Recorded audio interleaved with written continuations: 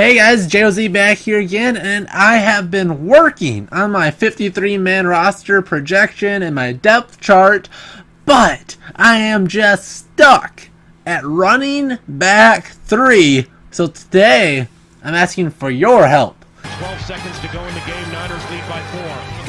He'll fire to the right side. So presuming Mac Brown already lost and is packing his bags to go home, we are stuck between two undrafted backs, between Mike Boone and Rock Thomas, and for me it really is a flip of the coin, so I want your help. So there'll be a vote, an eye icon popping up in the screen in the top right, and I want you to comment and help me as much as you can. So I compiled these stats together, and here's what we got. Starting off with Mike Boone. He got 34 carries for 139 yards. That's a 4.088 average. I have to go that far out because these numbers are very close. He has 1 rushing touchdown. He has 8 receptions for 35 yards for a reception average of 4.375. 0 receiving touchdowns. So total touches, he has 42 for 174 yards, 1 touchdown, and as average yards per touch is 4.14, and his touchdowns per touch is 0.02. So scrolling over to the other option, Rock Thomas, Dwayne the Rock Thomas. He didn't play in week 3, so he only had 13 carries for 54 yards. That's a 4.153 average, 0 rushing touchdowns, 5 receptions for 114 yards. That's 22.8 receiving yards per catch for 2 touchdowns. So 18 total touches to 127 yards and 2 total touchdowns, 7.055 yards per touch and 0.11 repeating touchdowns per touch. So let's compare these numbers side by side, only looking at the big important ones. So starting in total touches for Mike Boone, 42 compared to Rock Thomas's 18. Boone has 174 yards on those touches compared to Thomas's 127. Boone has 1 touchdown to Thomas's 2.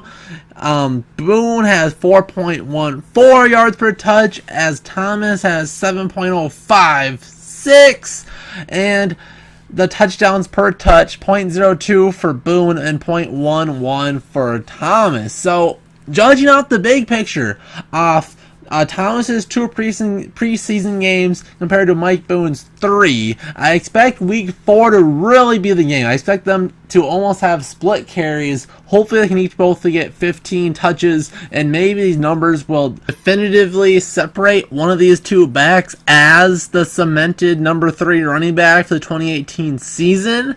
So, but the stats, as of right now, show Rock Thomas should, by all intents and purposes, be in the lead as running back 3.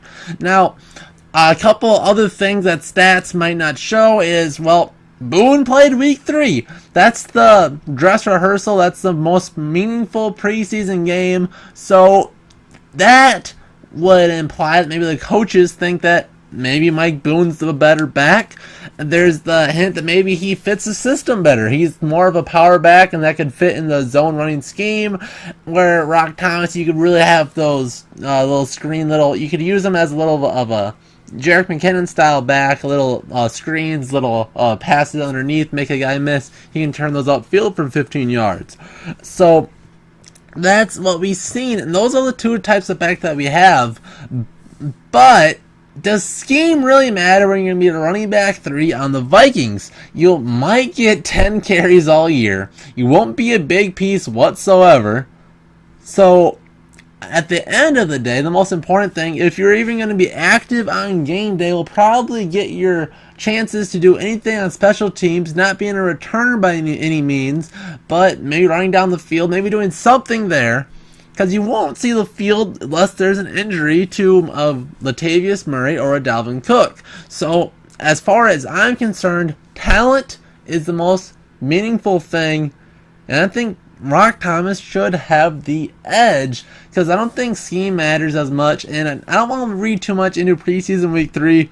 because maybe it was Boone gets week 3, Thomas gets week 4, and then we'll see who's the best after that.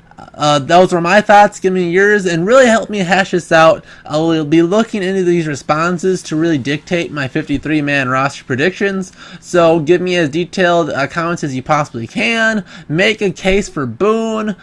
And I would, if you're going to go with the fact that he's a better scheme fit, I want to know why you think that matters long term, if the Flippo will most likely be gone after this year. There's a case that can be made there, I'm sure. Give it to me, and we'll see you guys in the next Vikings video. We'll see you guys then.